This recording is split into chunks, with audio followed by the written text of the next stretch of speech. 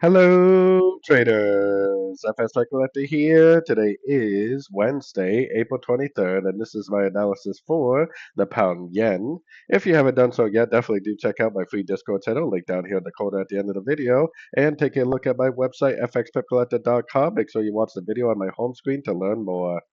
So, anyways, on the pound yen, it's been very sideways. The yen pairs have been very sideways for about 3 weeks now.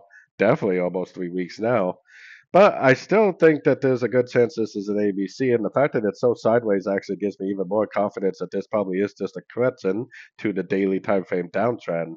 So I'm still looking at this as possibly being a wave C. So if it does make its way up to a Fibonacci level, which it could be the 50, it could be the 61, or even the 78, I have no idea which one it would be. I just know that if it does approach one of these Fib levels, if it does make like a 1, 2, 3, 4, 5 waves up, and if it does give us an impulsive down with a break of structure, that should be the end of a wave C. And at that point, it likely would end up continuing the downtrend. Now, if you are trading the shorter time frames, which I think a lot of people definitely are, then you definitely could be looking for logs right now because this is probably a correction to the upside. And till you see a break of structure to the downside at a Fibonacci level. Once that happens, I would definitely stop looking for logs and I would definitely start looking for shorts again. So anyways, don't forget to like and subscribe. And as always, thank you for watching and happy trading.